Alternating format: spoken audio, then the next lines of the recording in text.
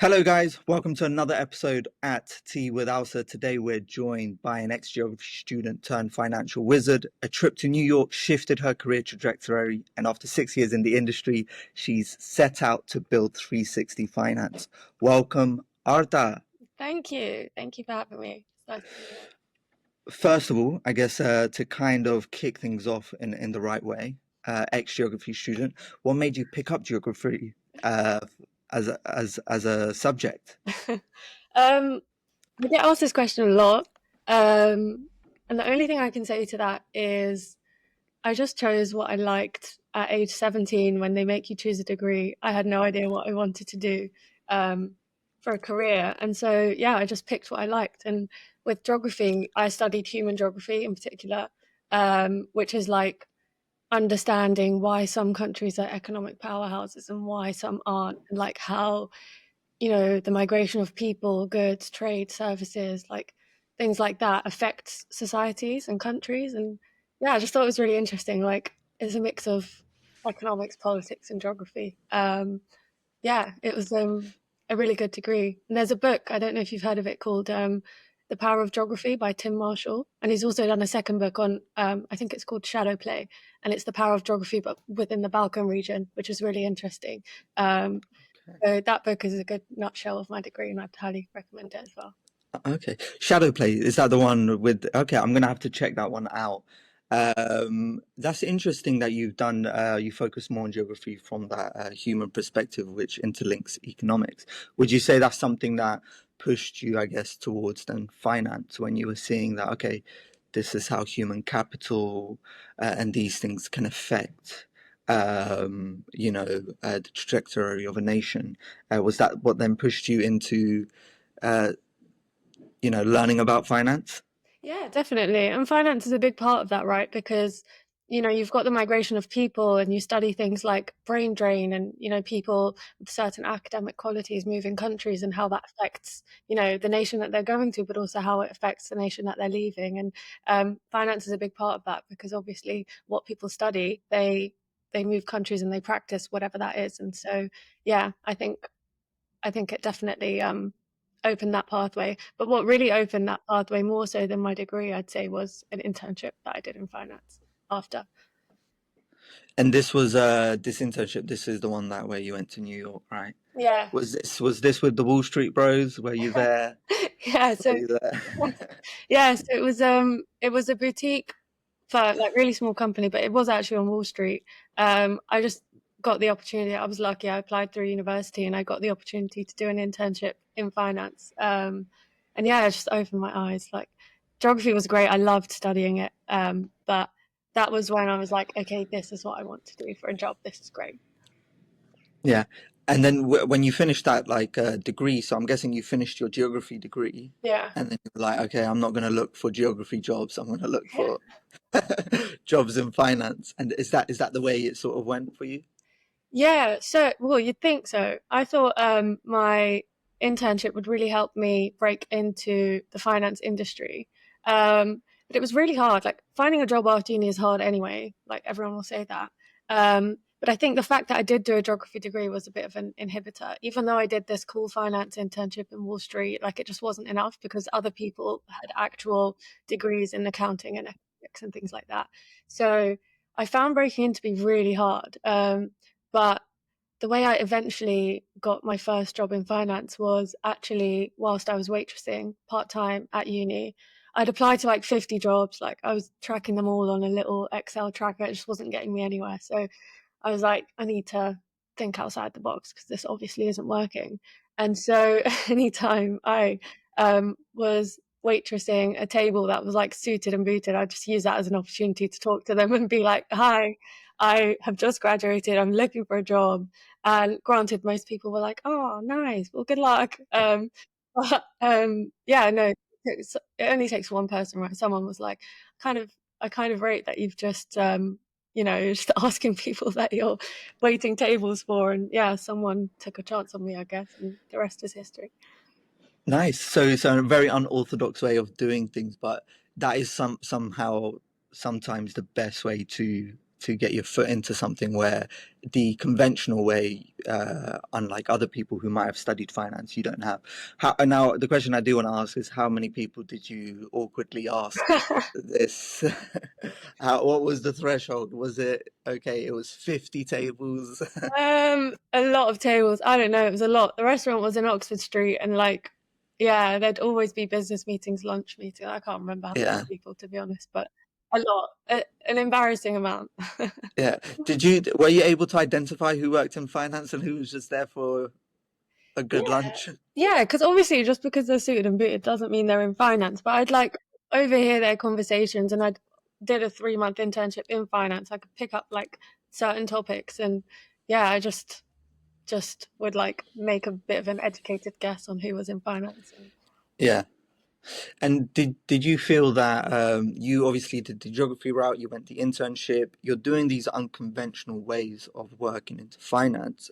Did you find that more as a crutch, or did you see that more as a sort of like a hidden card in the way you're dealing with things? Did you feel like it gave you an advantage as well? yeah, I would say so. I think with a lot of these things, it depends on how you see it. So if you see it as a hindrance, then it's 100% going to be a hindrance and it's going to get in your way. But if you see it as like a secret card that you have in your back pocket, that can help because obviously I knew a lot about the world and economics and how different countries work together to grow economies. And, that's all like valuable knowledge that you can apply to finance. So I think it helped me. And I think it pays to be different as well. Like, maybe in the beginning it's harder to get in somewhere because you are different, but once you just like crack that bit and you're in an industry, then I think it's good to be different. You bring like a fresh perspective. Nice. And then so once you broke into that, once you listened to the people at the dining table, you threw your name out there, you got your first job. What was that, I guess, that first step into the industry? Because obviously an internship is always slightly different. You're shadowing a lot of people, they're throwing you work, whereas this is you got a designated, sort of like workstation. What was that like, that your first, I guess, job in finance? Was it what you dreamed of? Was it like when you went to Wall Street, you're like, yes, this is what it's gonna be like? Definitely not. I think having an experience in Wall Street to getting like a normal job in London for like a finance company is it's a bit of a shock, I would say. As much as it was so cool that I had that experience, it was like going a bit downhill once I first got my job. So I was like, wow, this isn't anywhere near as crazy as what I experienced in New York. Um, but it was good. Um, One thing I always say is like I had dreams of like working in finance and doing all this interesting work and getting paid really well because that's what everyone made it sound like, right? But my first finance job was actually a pay cut from what I was earning waitressing, um, which was like completely unexpected. Obviously, sometimes you have to take a step back to take a step. Of course, yeah, But that was something where I was like, everyone told me this is a great industry and you get paid yeah. loads, and this is just not happening for me. So what the hell? Um, but it was fine. I did like a 3 month short stint there. It was like my foot in the door, if you will. And it was similar to the internship in the sense where I would shadow people. So you had your credit controller that I would shadow and see how he did the job, and then I'd shadow the finance manager, and then I'd shadow the like accounts receivable and accounts payable clerk, and just learn like all the different roles within finance. Because one thing about finance is it's such a big industry, and everyone uses this big umbrella term, but as a grad, when you go in and you want this job in finance, you actually have no idea what that means. And there's so many different routes, there's so many different specialisms in there. And one thing I realized was like I had decided finally that I wanted a finance degree, and then I got in, and then I was like, oh my god, I don't know what route to take. Like there's so many options. Um, so I did a fair amount of job hopping, trying different things and seeing what I liked. And so my first job was that first one that I got, which was in the internal finance team for a recruitment company. Um, then I did a short stint in financial services, in working for a consultancy that sent out their consultants to different banks to do, yeah, different projects. And then I got a job in FP&A, which stands for Financial Planning and Analysis, for a private equity backed firm. And that was when I was finally like, okay, I like this. This is fun. I'm going to stay here. So yeah, you could say third time's a charm. Yeah. Do you so you know, something which I find quite interesting is that this is kind of unfinance related but very career related, is that when we talk about people's careers in the past, it was all almost like you stay at one place, you stay there 5, 10 years, you become well known. Whereas one thing we see quite a lot, especially now, especially with your experience, is that sort of job hopping. How do you manage that job hop and how do you make it intentional? Because I think one of the key things when you are job hopping is making it intentional so you know where your destination is going. How did you ensure that, okay, well, the reason I'm moving to these jobs is for this specific reason? Did you have that end goal in mind where you're like, this is what I'm doing it for? Yeah, absolutely. I think with anything in life, you need to start with the end in mind, right? And I did that with job hopping as well. And you need to be strategic about it because, as much as I think it's a generational difference of like the generation before us would work 40 years at a job and get a great pension and whatever, like they advocate for that. I think that like that is irrelevant in this day and age. Things change so fast. Um, and I'm a big fan of job hopping, but to your point earlier, it needs to be done with intention and with a strategy because otherwise it can bite you if you're just doing it with like no plan, you know. Um, and so the way I would do it would be to work backwards. Like, what job do I want? This was before I ever thought about starting a business, but what job do I want? I want to be a director in this field. Okay, let me go and read and like look at that job, even though it's probably 10 years away from me. I'm going to look at that job, look at the requirements. What do they ask for? What skill sets do they ask for? And work backwards to the job below. And so I knew that whatever job hop I was going to make would be, you know, in that direction. Not first job that came my way with a little bit more money, but it had to be like a strategic move, I would say. Yeah, and then what? I guess you know you had that vision of the job title or the job role that you're working towards. What made you then move towards having your own thing? What was that? Because that is the biggest of job hops. That is going from financial security Yeah, to financial uncertainty. I know. So, Everyone thought I was mad because I had such a good job on paper. It was like a dream job. What made me move? So in full transparency, I just didn't like my last job. Like on paper, it was great, but it was a really toxic environment. I was not enjoying myself, and so I was like, the longer I stay here, the more it's going to hinder my career, and I just need to make a choice. Do I job hop again? And by this point, I'd done it a few times. It wasn't new; like I knew what to do. Or do I just take the leap and start my own thing? Because I had this goal of like, you know, working my way up the ladder being CFO. But then the more I saw that, the more I was like, one, that's really stressful. And two, you know, there's a ceiling on what you can earn on that. And yes, it's very high, and these CFOs are making great lives for themselves. Um, I don't know. I've just always been taught to think big and like you can do more for yourself. So that's when I was like, I can only get so high in the corporate world, and if I want to break that ceiling, then I need to start my own thing. yeah.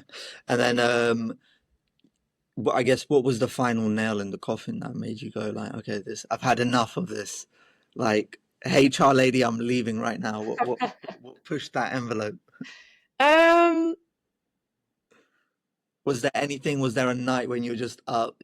Because you always hear stories where, like, you know, people will. I've interviewed quite a few people now, and it will be something like the idea was always brewing in their head. You know, probably for a lot longer than they knew. You know, it was just tinkering in their head, and then all of a sudden, like, they get one bad grade.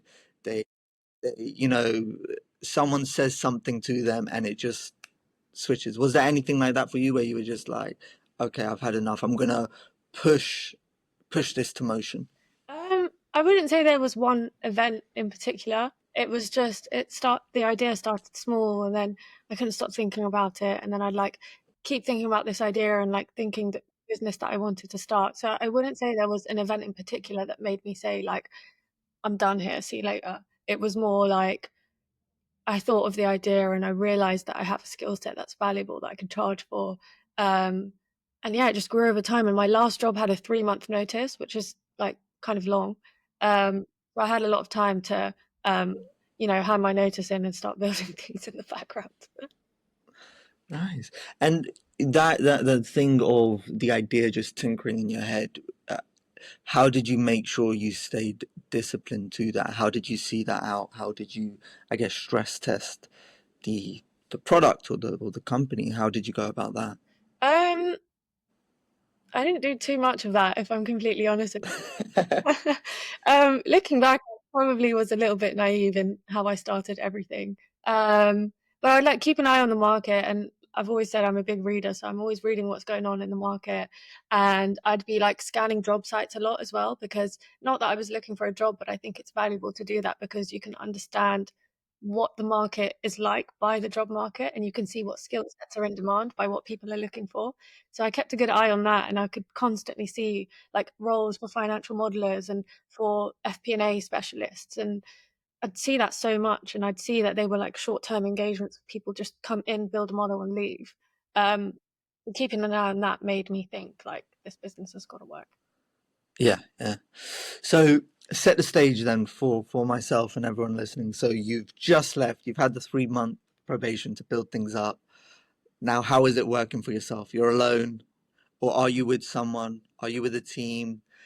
You're obviously bootstrapping this, I'm guessing, it's all your own funds. So what is the pressure then around that? Because there must have been, or were you like, no pressure at all? Was this just like another job for you?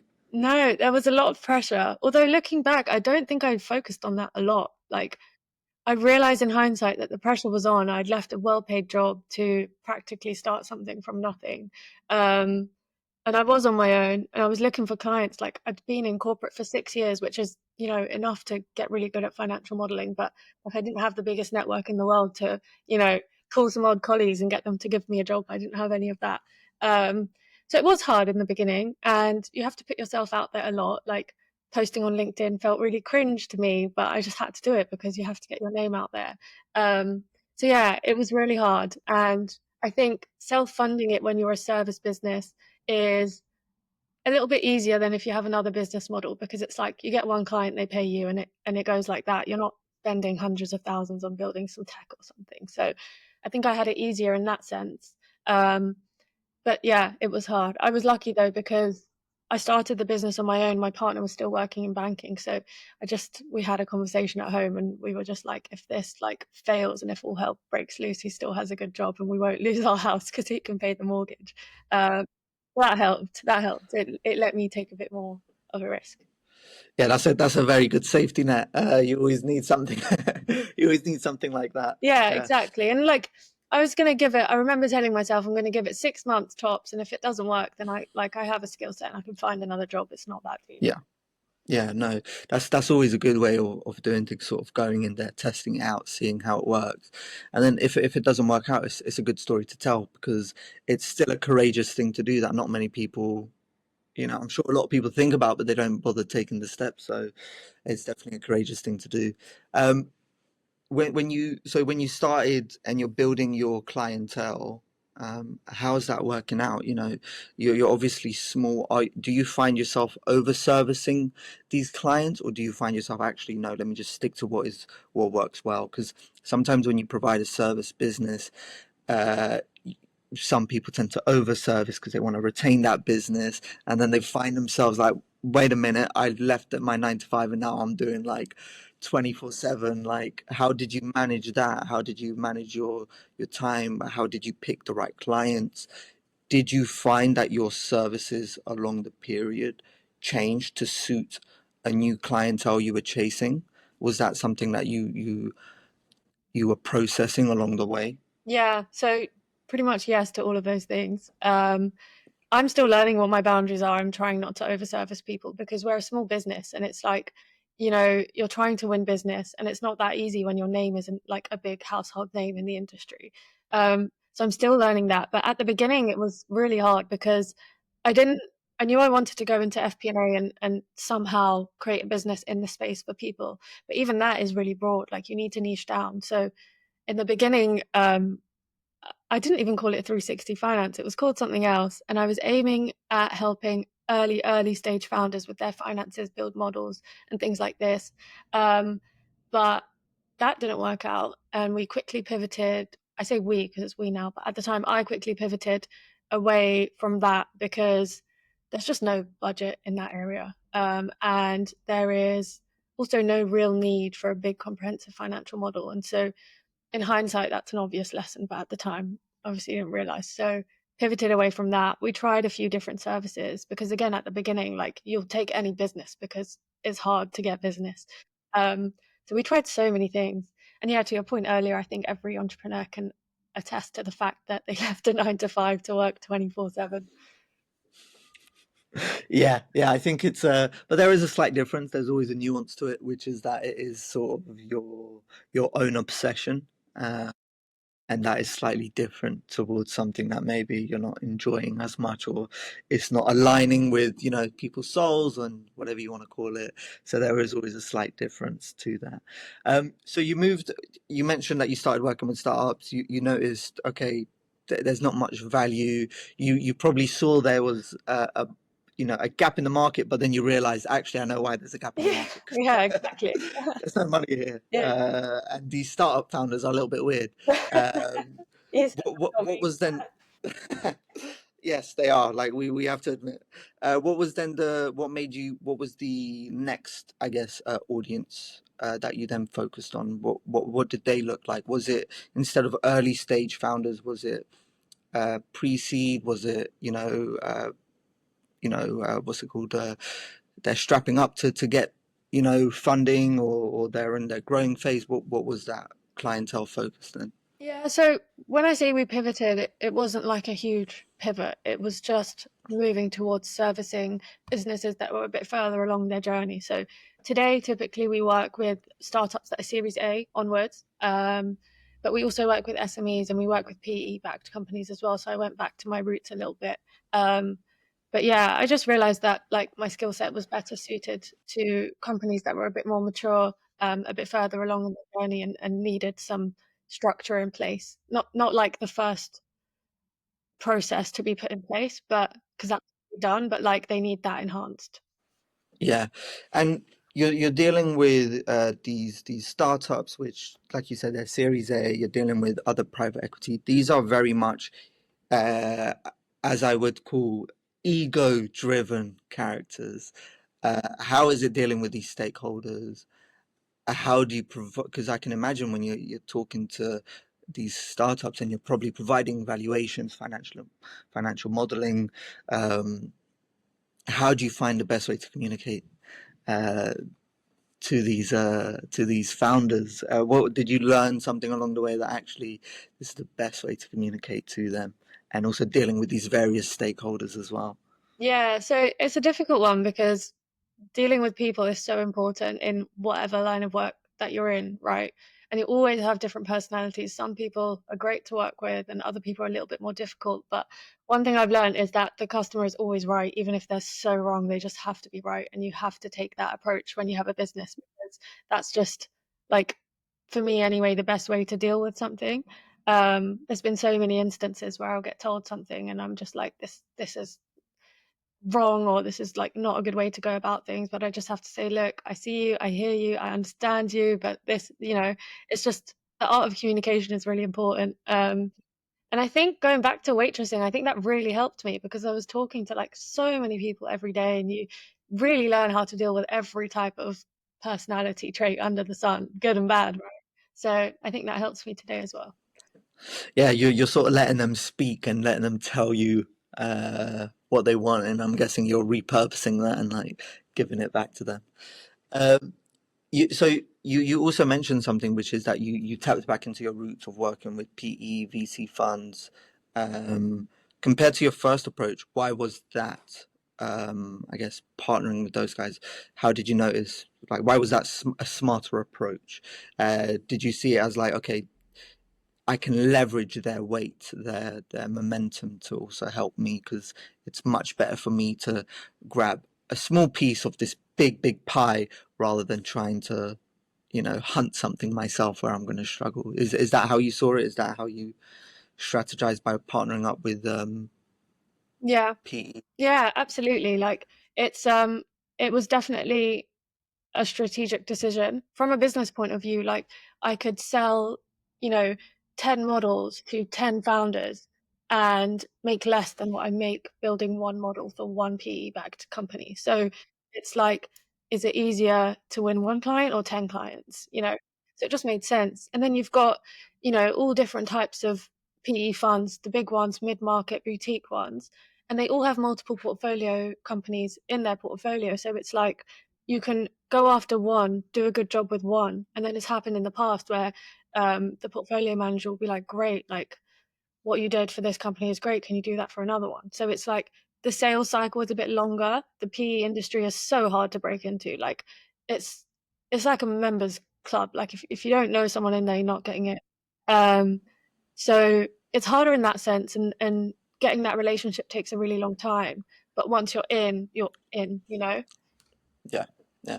And just something to, I guess, bring everything back, because I don't come from a finance background, but could you just explain the importance of financial modeling to these Series A startups, these PE-backed companies? Why is it important for them to get these? Why is it important for the PEs? If you could delve into that. Yeah. So a good financial model is like a blueprint or a roadmap or whatever you want to call it. I always say it's like a simulation, right? It can tell you potentially how the future can go based on past data and a bunch of assumptions. And so you use those to build, a picture of what can potentially happen in the future.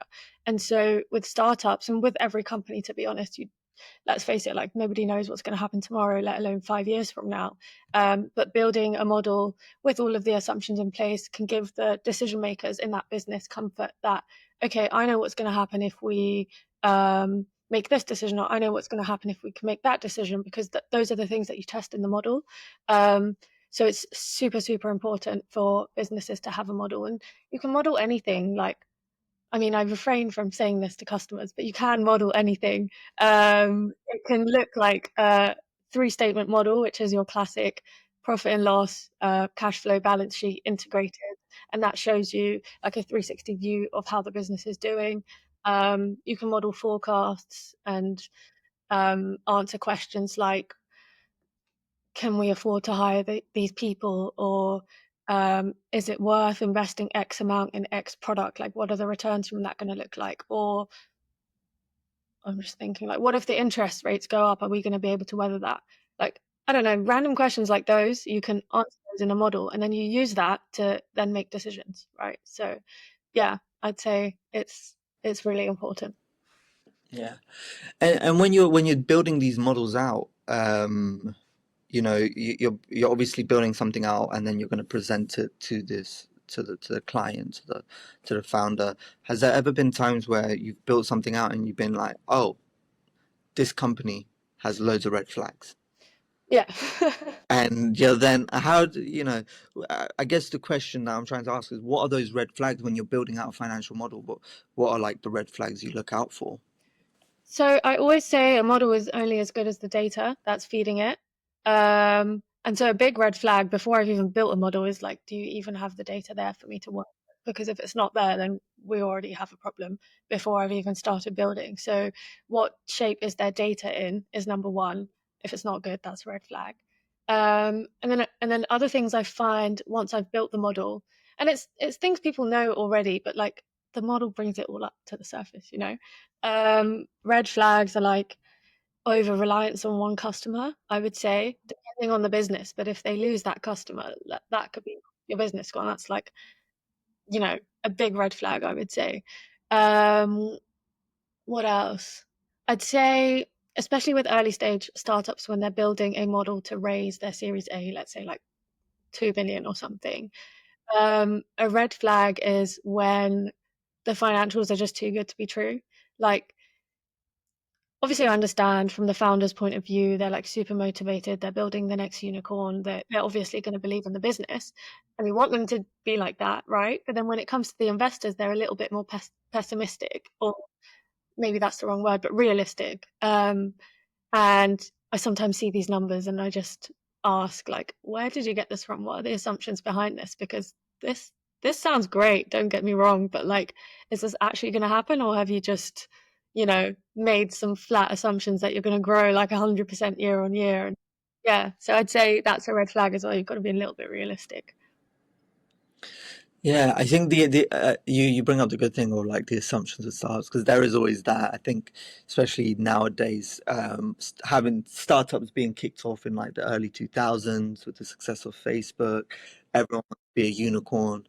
Everyone's sort of like just building new tech without probably finding a market and then being like, this is going to revolutionize something. I don't know what, but it's going to revolutionize something, and I'm going to be rich. Yeah, I don't know how, but I'm going to be rich. yeah, So yeah, it's it's having worked in startups myself, it is interesting to see that sort of delulu, yeah. as I would call it, is embedded in a lot of people's minds.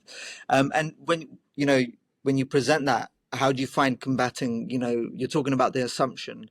Do you go up to them and you're like, "Yo, what the hell are these numbers like?" Like, did you just make this up? Like, Pretty and do much. you get them? Do you get them to reel back and like understand it, or do they always be like, "No, we're gonna change the world"? And Yeah. I mean, pretty much that's what I do. Maybe not in those words, but I'll like have a meeting with them and be like, it's like a co-working process, you know? It's yeah, like, okay, because I can't go to them and say this is wrong. Like, what the hell are you doing? yeah, of Their course, business at the end of the day. I'm just an advisor. Like, if I say I think this is too much and you should scale it back, and they don't want to do that, they don't have to do that, you know. Um, but yeah, it's a co-build process. So we'll have a session. I'll be like, okay, talk me through these assumptions. Where did you get them from? What's the data backing these assumptions? What if it doesn't happen? And it's just about like asking the right questions rather than telling them what to do. Asking the right questions to like make their mind think in a different way, if that makes sense. Because especially with founders, like they're rarely finance people. I think blanket statement, but finance people are generally quite risk averse. Uh, Whereas founders, at least the founders I've met, they're always salespeople or tech people, product people. And so they're not thinking about the numbers in this way. So they'll need me to like, you know, probe them and make them think in a certain way. And then, yeah, they can do what they want after that. Go yeah, forward. yeah. And then I'm guessing from those red flags, I'm guessing the green flags would sort of be the opposite. If they have a lot of data, it's a green flag because they're tracking everything. If that data is embedded in real sources, that's also a green flag. But is there any other green flags that you notice when you're looking at these, when you're building out a financial model and you're like, oh, this company's like doing really well? Like, what is it? Is it cash rich? Is it what are the things that you notice? Um, I'll start with an obvious one, but strong margins. I think that's always a good sign, because it means you look at it from both sides. It means they've got really good control over costs, but also whatever product it is that they're selling is a good product and it's a high margin product. So I'd say that's the first green flag. Um, Thinking from an investor point of view as well, like I know what private equity firms look for when they're buying companies, and one thing they really like and see as a green flag is like sticky revenue. So anything repeatable, any kind of subscription based is a big green flag for them because it's just sticky revenue. Like you can forecast for it, you know when it's coming. That's something that's at least a big green flag from their eyes, but any business will appreciate recurring revenue. It's just, a foolproof way to grow a business. Um, I don't know. Maybe like clear differentiation to their competitors, I'd say is a green flag. It's not so much a financial one, but I'd say that's a good Yeah, stuff. yeah. And I mean, if we're looking outside of just numbers, I know you're very much focused on numbers, but you deal with a lot of like founders. How do you evaluate like the people and business outside of numbers? When I'm guessing you get a real sense of these people. Do you ever like build out? Do they ever? I guess the question: do they ever stick out to their stereotypes of personas? Are you like, oh, yeah, there we go. I see why.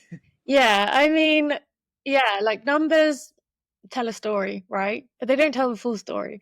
And there's been a lot of cases, like one that comes to mind straight away is the 2001 Enron like big scandal where, you can paint a certain picture with numbers, but it's not always true. And people do creative accounting to make a business appear in a certain way, and it's not actually true behind the scenes. So numbers are very, very important. But yeah, if you read up on past scandals in the finance world, you'll see that people manipulate them, and it's not all that matters. And I'd say beyond numbers and beyond thinking about finance specifically, I'd say a good way to judge a company is how um, they handle adversity. Like the market is always up and down, right?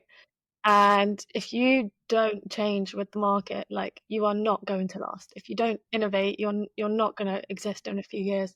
Um, and there's challenges all the time. So I think a big thing that I like to look at is how they react to adversity, and also leadership as well, because how the leaders act filters down naturally to the rest of the company, and so um, that's another big indicator of a company, I would say. Yeah, definitely. I think leadership, the top down approach in leadership always helps because they set the culture. If they like it or if they don't like it, they do set the culture because the way they view the world sets the incentives that they set out, which then sets the performance of everyone underneath them.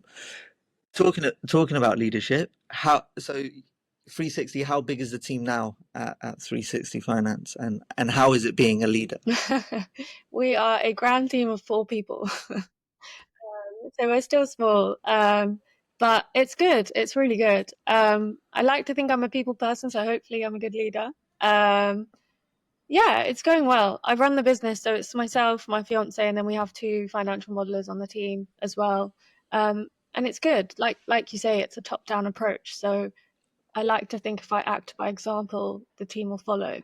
And yeah, that's what I try and do every day. And every piece of work that I do is to the highest standard that I can possibly think of. And that's the example I set for my team, because if I cut corners and if I don't do things right, then they're obviously going to do that, and then that makes us all look rubbish in front of the client. Yeah, Yeah. yeah. You've obviously done quite a few interviews yourself. You've job hopped. When you're hiring people, what is it that you look for? What is it? Do you notice that if they're job hopping, you're like, oh, they're doing a bit of me? Yeah, yeah, basically. Um, yeah, like it's one of those things, isn't it? Like I job hopped because it was good for me, but it wasn't good for the business that I was working for. And so naturally, I have to think about that now that I'm on the other side of the table and I'm hiring, because it takes a lot of investment. You put a lot of investment into people, and if they're just gonna like bounce after a year, then you're just a bit like, hmm. So it's a tough one to tackle. But one thing I really look at in people when I'm hiring them is um just their like it sounds cringe, but like their can-do attitude. Like really don't care if you know something or if you don't. What I care about is, do you have the ability to go and pick something up quickly? Like just go and learn it if you don't know it. I think that's a really valuable skill set, because I've had countless jobs where I quite frankly don't know what I'm doing, but I'll go and learn it on the spot and then I'll deliver a good job. So that's something that I look at from other people as well. Yeah. What would you say are three? What would you say are three key traits that when you're dealing with a new hire, let's say, that you can tell like this person's going to be successful? One of them is probably that can-do attitude, but what would the other two be? Um, just a generally hardworking person. I really value that. Like, it's not easy to build a business. And so, obviously, with it being my business, I'm putting those hours selflessly because it's mine. Um, but I look for someone who's like willing to, get their hands dirty and just work hard. Um, that's one. And just initiative as well.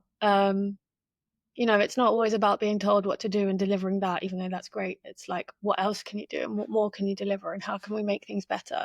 Because sometimes clients don't even know what they want, and it's our job to help them through that process and show initiative there. So that's something I look for in my employees as well.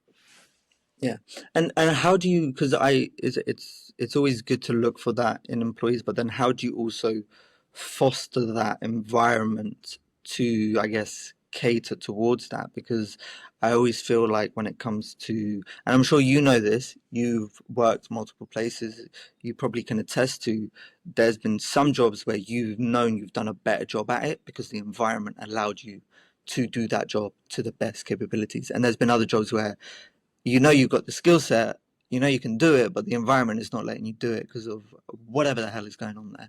So how do you create that environment to allow people to, actually, if you showcase initiative, there's good incentives for you.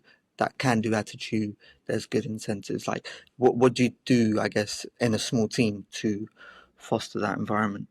I'm a big believer in like keeping a line of open communication between the team. But obviously a small team, and so right now it's not like the biggest challenge to handle. But as the business grows, this will become a bigger problem, right? And so I think open communication is the best way to create that kind of environment, or any kind of environment you're looking for that matter. Um, so when I'm looking for people, I'm obviously looking for all of those characteristics that I just said. But then I'm looking for someone who's like just can talk to me, and if they're not happy with something, just tell me. The same way, if I'm not happy, I'll just have that conversation. Like, don't be afraid of having hard conversations. If you want a course to better yourself in a skill, just ask because we'll get it for you. Like, just things like that, you know. I think that's how I at least try to foster the culture. And I always go back to this, but I'm big on reading and I'm big on learning. And so if you want to read and learn, tell me, and I'll like get the material that you need, you know. Yeah. Well, what are the books you recommend to your new hires? I'm guessing you give them quite a few. Yeah, it's part of the job training. No, I'm joking. Um, okay, so books, they're actually like when it comes to financial modeling in particular, I don't know if there's books out there. There's courses that are decent, but the best learning is just doing it. Uh, but in terms of books, there's a few good ones I really like. So there's one called, um, it's by Naval Ravikant. I can't remember. He's great. Are you talking about the Alchemac? Yeah, yeah, Almanac. Is it that Almanac? Yeah, I forget the title. Yeah, That one. But that's a great book. yeah, I've read it a few times and I ask people to read that. And then also there's a book by Jeb Blount called Fanatical Prospecting. Um, and it's actually a book on sales. But I think that's an important one for anyone that works in my team because we're a small business, so everyone is selling and everyone is building models. Like we don't have those divisions yet in our teams. Hopefully one day we will, and I just have a salesperson and just modelers. But right now I've got to do a bit of everything, right? So that book really opened my mind and made me understand sales. That's something that I ask people to read that join the team as well. Yeah, it's a good thing you mentioned because you've done finance your whole time. You're now going to building a business, which when you build a business, you're wearing like so many hats. You're wearing HR, finance, sales, marketing, mum, dad, brother, sister, like all the hats you could possibly wear. Um, and you're keen on learning, so you're probably able to like pick up a book, read, and take on these learnings and put them to practice. uh, what would you say in your line of business has been the other sides that you've had to pick up? You've mentioned sales, but and you've also mentioned, I know you haven't outlined it, but there has been that mention of marketing through LinkedIn. Well, has there been anything else that has helped? Like these are key aspects in the business that, if someone's looking to set their own, they have to also learn these other skill sets. Yeah, absolutely. I think if you're out to start a business, you need to be a jack of all trades in some aspect, right? So I had to teach myself sales and marketing. Obviously, I had the technical skills in terms of finance, and I still had to learn those and expand those, and that doesn't stop anyway. You just a load of other things get added on that you have to learn. So yeah, sales and marketing have been the biggest learning curves for me, especially sales, because I once interviewed for a sales job, like, I don't know how many years ago, like after uni at some point, and it was a car crash. And from that day onwards, I was like, I am crap at sales and I'm never going to do a sales job. This is not for me. Like, I don't have that aggressive personality and I'm not a salesperson. Um, and that mentality followed me for a few years until I started a business and I was like, right, whether I think I'm good or bad, I need to learn how to sell because otherwise nobody's going to believe in me to I can't grow the business if I can't sell, right? Um, so that's when I had to be like, okay, no matter what I think or no matter how I feel, I need to learn how to do this. And the book helped. Getting yourself out there helps a lot. Like we live in London, there's so many events around all the time. Like you need to capitalize on those and get yourself out there. Um, and yeah, it's just practice. You can think you're bad at something, but also actually it's worth mentioning that sales is a lot easier at least for me, when it's your own business and you have no other choice. Whereas I guess that interview that I did like all those years ago, I didn't know anything about the product. I didn't feel passionate about what they're doing. I just needed the job and I went to that interview. Um, so yeah, that passion obviously didn't come through and that made me think I was bad at it. But yeah, funnily enough, it's actually one of my strengths now. Yeah, I think sales is always one of those careers or paths that people look at it like 50-50. They either hate it or love it. And it always comes down to, in my opinion, it comes down to perception, because sales is probably one of the best skill sets you can learn, because it embodies presenting, a little bit of marketing, communication, listening, all those things. But people have a bad rap of it because when they think of sales, they think of, some car dealership guy slapping, on the top of the car, being like, "I'll give this to you for like 2 grand, mate," while he's ripping you off. And those bad interactions cause a negative perception. So when they're going to these interviews and they see these aggressive people, it comes with the understanding of that, car dealership, rather with the understanding of like, we need cash for the business. This is why we're chasing. This is why we have to be a little bit aggressive. Change the perspective. So it is. Has there been any tips and tricks you've learned with sales that you've been like, oh, I'm so glad I learned this? Whether it's prospecting, because you mentioned prospecting, that's something that when you think of sales, people don't even think about. People forget all about that. They just think like, oh, they think of Wolf of Wall Street, sell me a pen. It's like, that is not what sales is. Sales has a bad rep, to your point. Like people think about the car dealership guy ripping you off, or yeah, but it's so much more than that, and it's so much more emotional than you think, and there's a lot that goes into it before you've actually had that call, right? So to your point, you have to prospect, you have to find those leads, you have to identify if they're qualified. Um, you have to see if they're in the buying window, because if they're not in the buying window, you are wasting your breath. Like they are not going to buy. So there's so many things that go into the sales call. But I would say tips with sales, people are buying into you, not so much your product or your business. It's you're the big selling point, especially in the earlier days. They're buying into you. Um, I would say listening is so important. Like so many salespeople don't listen and they're just trying to like sell you whatever it is that they need to sell to meet their target for that quarter. Um, Listening is super important. Um, and yeah, back to my point earlier, just getting good at identifying if they're in the buying window from the get-go. Because that's a skill set in itself, and you're not going to get anywhere if they're not in the buying window. What is the this is very on that buying window, but what is the sales cycle for a financial model? What does that look like from point of contact to the, you know, transaction? It's different depending on who the client is. Like I said, if I'm building the relationship with the PE fund themselves, it's a lot longer. Before you even start talking about business, it's coffees and dinners and just building that relationship, like not even discussing business. Um, so it's a bit different then. But if I'm working with a CFO directly, let's say, it's point of contact, whether that's in person or LinkedIn, doesn't matter. Discovery call, maybe a couple of discovery calls, depending on like if they know what they want or not.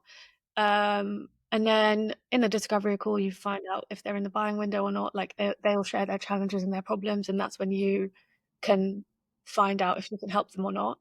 Um, and then, yeah, it's like make a decision. It's actually not that long of a process when it's a CFO, um, because they know what they want, they know their challenges, they are the budget holder, and they can say yes or no. It's like quite short.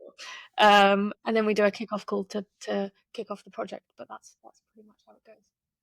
Nice. So, from my understanding, when you're dealing with the companies direct, it's sort of, and correct me if I'm wrong, it's sort of that they buy the product, and that is that one client probably won't need that product again for God knows how long. But when you're working with the PE firms, you're essentially building that long-term relationship to get repeat business because they're going to keep coming back to you. Yeah, Hence why those breakfasts, those lunches, yeah, servicing them up nicely yeah. works out as well. Those lunches and dinners add up, but it's worth it in the end.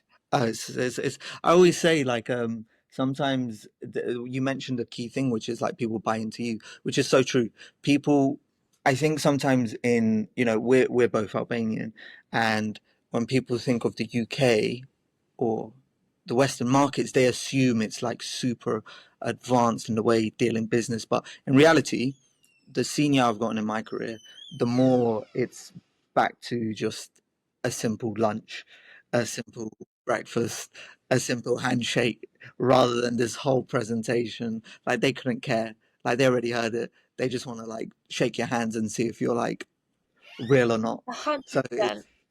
Yeah, 100%. And it's like, especially in this day and age, like after COVID and everything was done online, people just appreciate a nice, good old-fashioned meeting over a coffee or a lunch where you can talk in person, you actually get to know that person.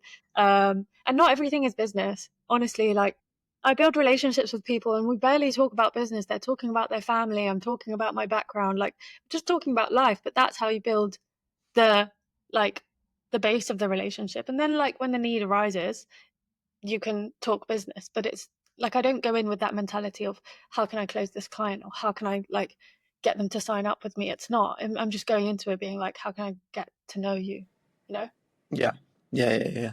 What is a typical price for a financial model? And I know that will probably vary. I know you're going to say Yeah, it varies it's from $1 million from question. Um, it varies from client to client. But let's say, okay, to set the stage, I am, I'm a SaaS product. We're 20 people. We're doing 1 million in revenue a year. Our margins are 30%. After our costs, what are those the things you factor in, or is there a fixed price towards the financial model? it's so custom. I can't do a fixed price. I've tried to do that, but it just doesn't work. But for the things that you just said, again, there's so many variables on top of that. Like how many revenue streams do you have? Who are you raising from? What are you going to do with that money? Do you want a forecast? Do you want actuals?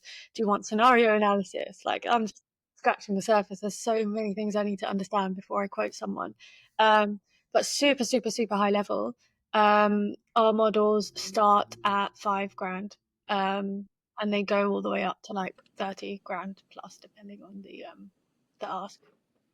Yeah, yeah. Okay. Nice. Nice. And to bring this all back round, because it's been in my head, but I always like asking this question. You probably had that dream of setting something for yourself, right? Leaving that 9 to 5. What would you say are the benefits of working for yourself and the disadvantages compared to a career 9 to 5? Because I think sometimes when we're talking about careers, I've always had to have the discussion where I've said to people that sometimes your career might just be a lot better for you than actually building your own thing. Financial wise, one, um, clarity, certainty, holidays, all these things. Like for, I always tell some people, I was like, you got to be a real nutcase to set up your own business. It's really not. It's not something a normal person does, and that's just the truth of it. Is like you got to really be a bit of a nutcase to want to do it. But I would love to hear your perspective on that. What you find are, who this is suitable for. What are the advantages you found, like, and what are the disadvantages or the struggles, I guess, you found when setting up 360 Finance? I have to think about this one. I think we are part of a generation that's very much ditch the 9 to 5 and start a business because your company doesn't give a shit if you get run over by a bus or whatever. Like we really push this narrative.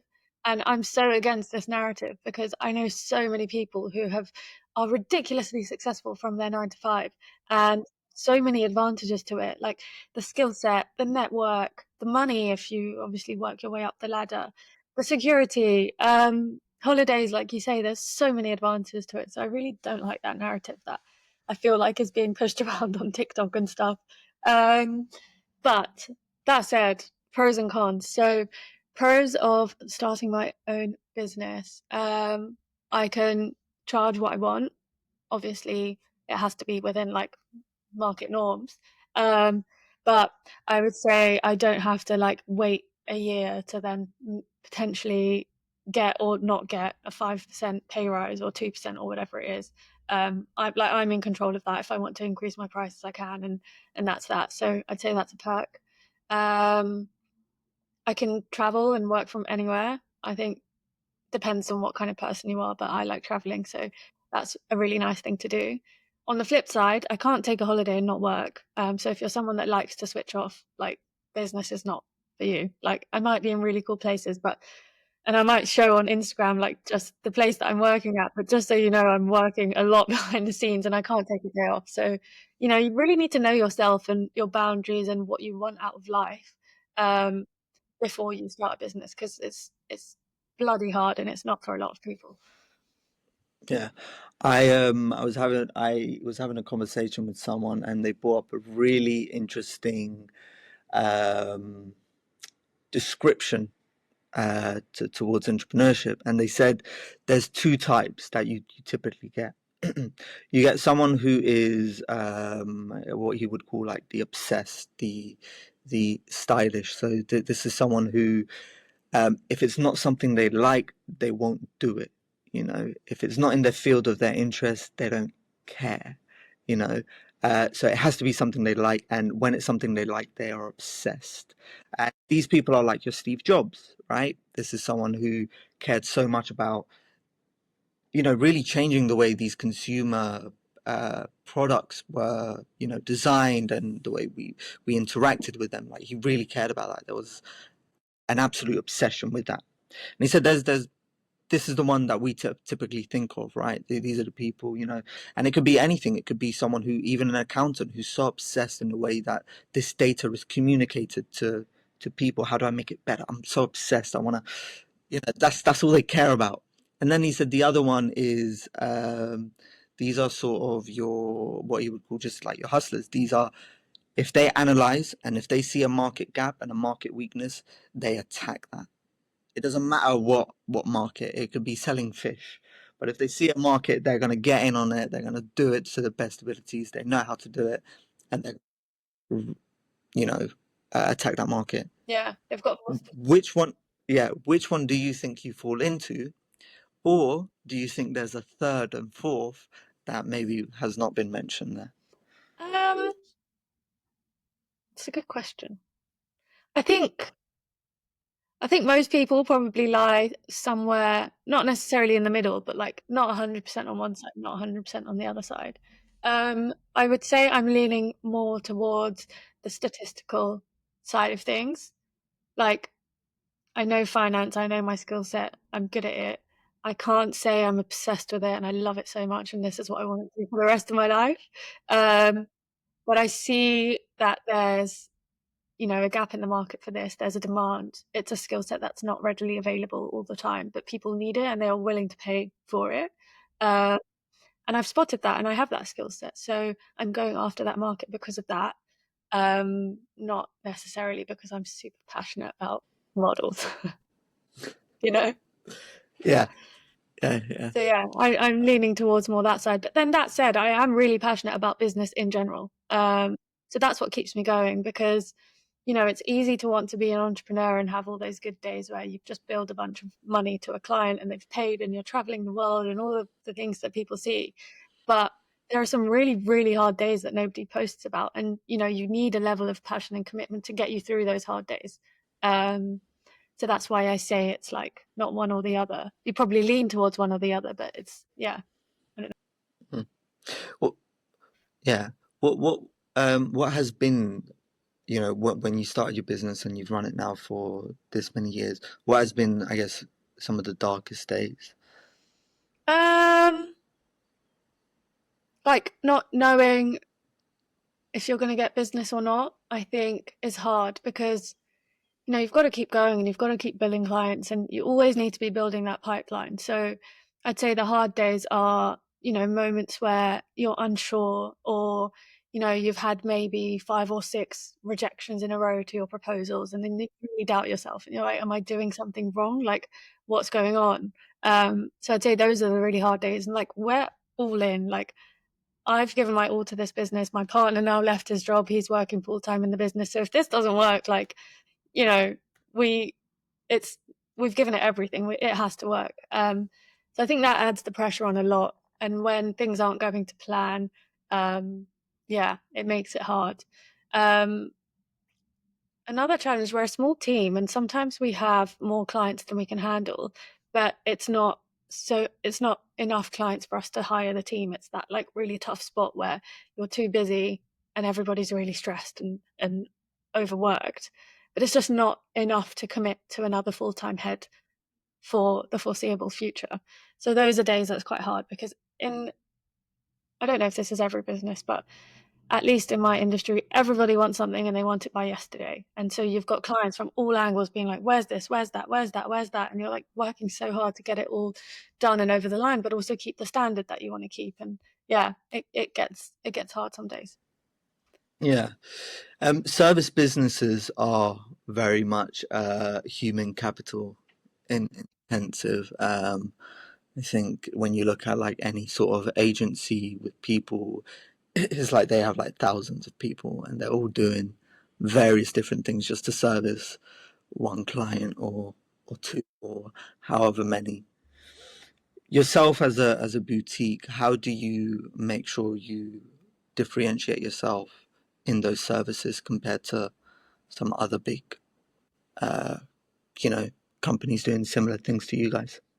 Um, I'd say our USP is actually the fact that we're boutique and we win a lot of business on this case because we sell the idea that we're like, you know, big enough to deliver the project to the standard that you want it. And we have the skill set and we've, you know, between us, we've worked for the big banks and big four and all of these people. So we've taken that training and we have it, but we're also small enough to actually care about you and, you know, work with you and have those meetings, give you that time, like just build that relationship with you. And I think that helps us quite a lot in terms of winning business and being a bit of a USP.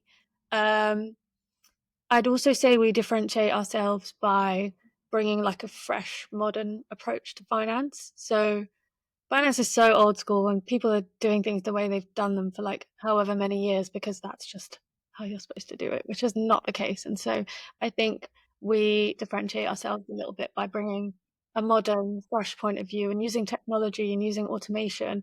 And also in some cases, scaling back. Like I've seen models where, you know, a client has said, I paid 45 grand for this model, and I'll look at it and I just think, oh my God, like, you know, technically this is good, but nobody can bloody use this. Like, you know, why are you paying so much money for the modeler to then leave and that model sat there collecting dust because nobody can understand it? And so a lot of what we do is scale it back. Like, if we wanted to, we could show off with cool formulas and macros and features, but why should we do that when nobody can understand it or use it? So people like the fact that we, you know, break it down, keep it simple. Our models look good, like aesthetically pleasing. A lot of the time, people don't care about that stuff in finance. So yeah, a few different things I would say. Very much a new generational touch, making it aesthetic. Yeah, it Some nice new. doesn't hurt to do something nice, no? No, I completely agree. I think it's funny because even the most, I think for a lot of people, layman is just the best way to keep it. Do not like overcomplicate it.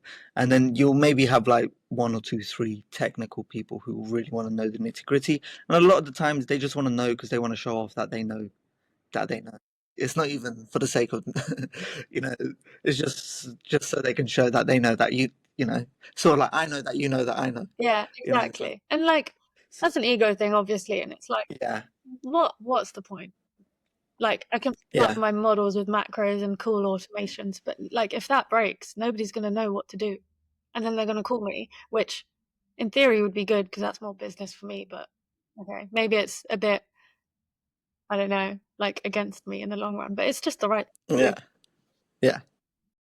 So you obviously work in finance, and I'm guessing you keep in touch with a lot of financial news, what's going on across the world, and everything.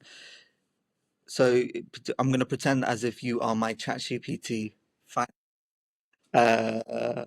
advisor here, and I'm going to ask. Maybe I might ask some hard-hitting questions, and you don't need to answer them. But it's always good to hear perspectives. obviously we are in what is considered a crypto bull run. Now, from your perspective, is crypto scam or legit? How do you look at it from your perspective? I don't think it's a scam. I think it is legit. Um, but any investment advice I would give anyone is only invest in something that you know about. A lot of people are just putting money towards it because it's trendy and like someone's become a Bitcoin billionaire or whatever. Yeah, as with any investment advice, be cautious, diversify, and learn about what you're putting your money into. But I don't think it's a scam. I don't personally invest in it because I don't know enough to feel comfortable to invest in it. But I have a lot of friends and people in the space who have done very well for themselves off of that. So I have to say it's real. Yeah, very diplomatic answer. I like it. Um, and then the other one that I think has sort of been on everyone's mind, I don't know if it's maybe just me, but the UK economy is obviously in this sort of weird decline, stagnation. People are, complaining about too much taxes, XYZ. Housing is through the roof. From your perspective, when you're looking at it from probably just a macro perspective, what are the signs saying, is this, surely this doesn't look like a good sign for the youth, I guess. Houses are too high. Um, the job salary inflation hasn't matched towards that. Do you see that as being a problem long term from, as someone with finance knowledge, that this could actually cause another sort of 2008 problem or even worse or something like that? Or how are you looking at this living in the UK as well? Yeah. Well, I'd like to think that we've learned from the 2008 financial crisis. So hopefully that won't happen again. There's so many regulations in place these days not let that happen again. So I don't know. Let's see. Um, but yeah, you're right. It's politically, it's a hard environment to be in, especially when you're looking at it from a bird's eye view, because you've got government procedures in place that don't exactly um, promote certain behaviors, and as a result a lot of people are leaving the country, and the people that are leaving the country are the talented people that are setting up businesses and employing hundreds of people and paying lots of corporation tax. Those are the people that are leaving. So I agree, it's hard to be positive, especially as a young person seeing all these changes. And you look at the data, and they're asking young people like about them buying their first house or something. And so many people just don't even see that as a possibility anymore, which is sad. Um, so yeah, a lot is going on that I don't think is good in the long run. I don't know if it will cause another crisis or not. I'm not sure. But yeah, it's hard. It's definitely hard. And, young people in this day and age are a lot more aware, and we have social media, and it's questionable the sources of our like information, obviously, but people are so much more aware than they were back in the day. Um, so yeah, it's hard. Yeah. Yeah. To bring things back round to something a little bit lighter, and as we're coming to the end of the podcast, you mentioned social media, and it ticked in my head that there has been, I think I've seen very questionable financial advice on social media. Has there been any that you've seen and you've been like, oh God, what the hell? Like, do not do this. What has been some of the worst social media advice that you've seen? Oh my god, so much, it drives me mad. People that are like posing as FX traders, they're the worst. If anyone like that comes in contact with you, just immediately block. um like crypto specialists, I want to say, also ignore those. If you're genuinely interested in crypto, learn about it properly and invest in it properly. Do not follow stupid people that make like these coins that they just pump up, and then I don't know the terminology properly, but they just like hype them up and then take the money, and then that's it. It's crap. Right, yeah, rug pull. Yeah, it's also not a very controlled environment. Like Hmm. the rules and the procedures and like yeah, the regulation isn't there yet. So just I'd say be careful if you're getting involved. Yeah. But also, just if anyone's reaching out to you asking you to invest, like red flag, don't do it. Because if you want to invest, go out on your own and learn about it. Like, don't Yeah. invest because some random person told you to. So that's all. Yeah. I think one of the ones that I find the funniest is always when someone's like, I'm going to show you my trade secret, because in business, your trade secret is your USP. Giving up your USP is like the most bag fumble ever. So whenever someone says I'm going to give up my trade secret, I'm always instantly like, red flag, because every business has their trade secret, and it's a trade secret for a reason, Exactly. because that's their USP. Yeah. Whether it's a financial model, whether it's the relationships, whether it's the way they approach relationships, which is very unorthodox. Yeah. There's a reason it's kept a secret, Yeah. Yeah. because it's the way they do it. Absolutely. So that's one that always, whenever someone says that I've got Yeah. secrets, I'm like, And no, they're you going after don't. people that, like, it's sad, really, because they're going after Yeah, people that want a certain lifestyle and their background might be whatever it is, but, they want a route out of that. And that route is often financial freedom, right? And so they're yeah. targeting those people and basically feeding them lies to, I don't know, capitalize off them. It's sad, to be honest. Yeah, I think one thing that you see is that a lot of these sort of like you notice like pyramid schemes or MLMs, they always target very much urban demographics, because when you're born poor, you're born in that sort. Even immigrants, like I've seen many where I was younger, and they'll be like, "I've got the best opportunity for you." I'm like, "Mate, this is a pyramid scheme."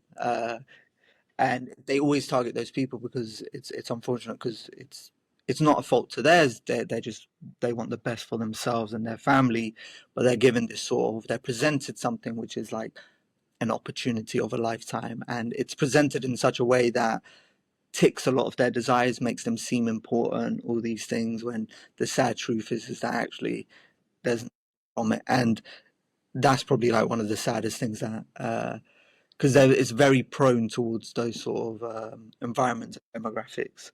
What would you say, like would be like your top three financial advice, like very broad, like when it comes to whether savings, investing, just financial planning? What would you give to like young people? What would that advice be? Um, Live below your means. It's easier said than done. Yeah, We're all practicing this. It's obviously, especially when you start earning more, it's really hard to avoid like lifestyle. so hard, so hard.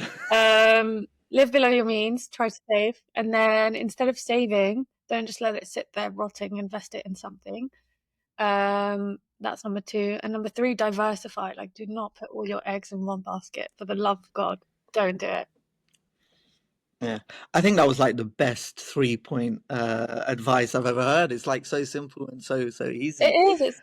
It's not hard to be good with your money. Especially if you're in London, you've got a good job. Like, we can all do better. I say don't put your eggs in one basket. I have absolutely put all of my eggs in one basket with my business, but I outside of that, I don't.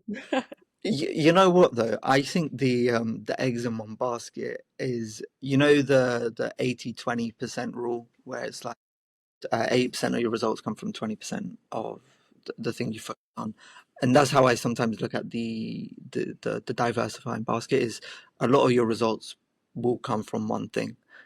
Um, so, but in order to the whole point of diversifying is finding that one thing. Yeah, yeah. Like, You have yeah, to be a subject matter expert on it. Even if it's yeah, crypto, like don't put all your money in crypto. Just do us all. yeah, yeah, yeah, yeah.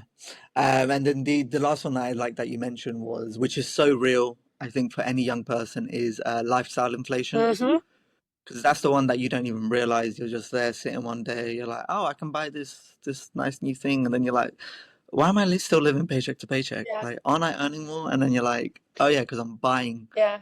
dumb stuff. Yeah, yeah. I mean, we've all been there, done that. Just because I'm a finance professional, I'm not into Yeah, this.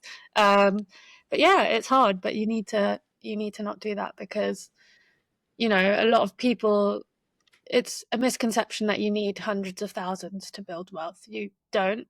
Um, you can build wealth slowly, obviously, maybe not as quickly, but saving just a little bit every month. If you haven't done this already, people should Google the oh, I'm trying to remember the website. It's basically a compound interest calculator. So you can put your starting amount, what you want to invest monthly. It can be as little as £100 a month. I like to think everybody can spare £100 a month because we're all out every weekend and buying food and ordering delivery. So yeah, we'll do that. And you can just see what it could potentially grow to after 30 years. And that's with only £100 a month. Yeah, I think understanding the effect of compounding I think I remember when I was like 22 or something, and I did that calculator. Yeah, I save this, and if I invest this by this, this. yeah, exactly. Exactly. And I wish someone, and because when you know, like in my head, I was 22.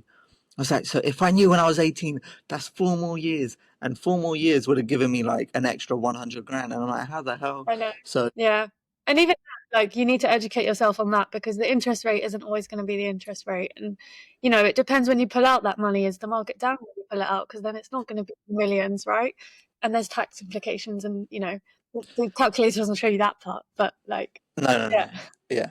But I mean, in the UK, one of the good things, which I recommend to a lot of people, is that you have your stocks and shares ISA, which gives you up to 20 grand that you're able to put in, and you're able to take out tax free. And it's I think for anyone young, it's probably the best vehicle that they can utilize to grow wealth on the side while with whatever they're doing, savings and whatnot.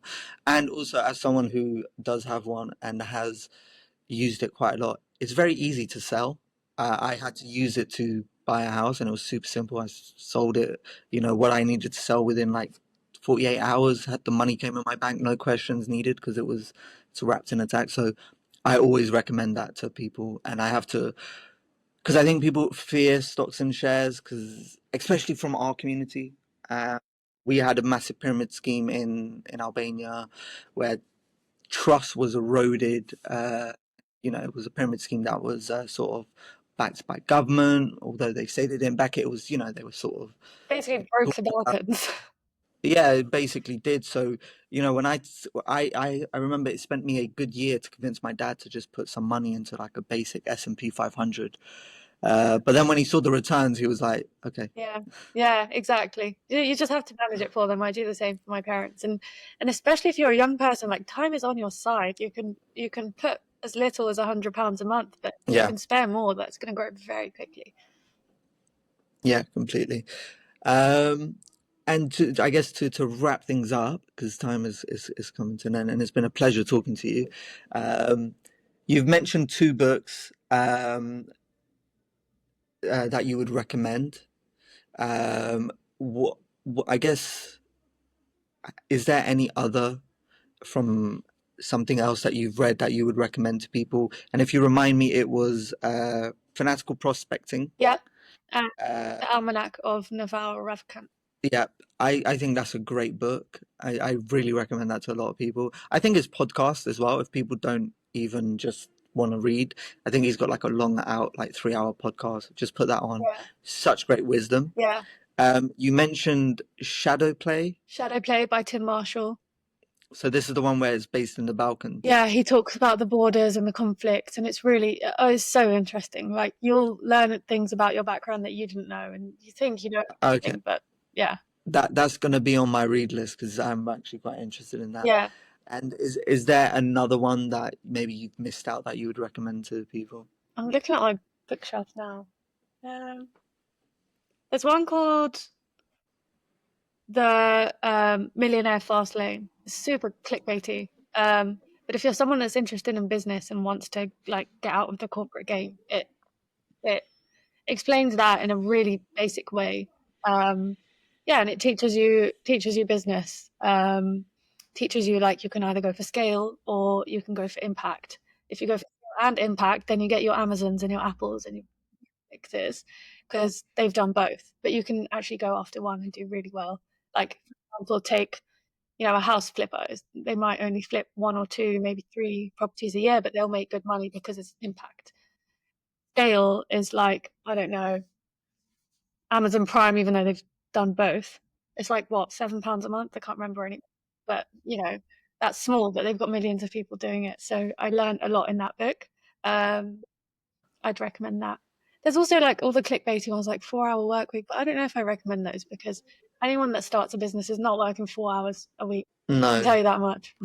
I've read that book as well, and as much as I like the idea of it, I think there's also I'm not going to go on this topic too long because I could ramble on too much. Sometimes there's a massive difference between American authors and the rest of the world because they're writing from their own economic system, which it took me a long time to realize. Where I was like, why is this not working out here? It's like, oh I yeah, think, because they have.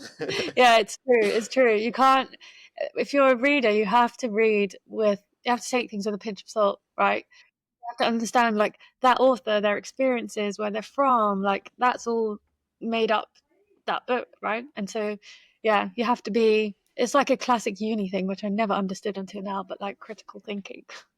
Yeah, Yeah. yeah, nice. And I guess you know, this is sort of the end of the podcast now. I never really have a great way of ending things, but if you could just share, I guess, to people, because you're on LinkedIn, I don't know if you're on any other social media platforms, but feel free to just post your handles. You can shout them out now. Where can people find you?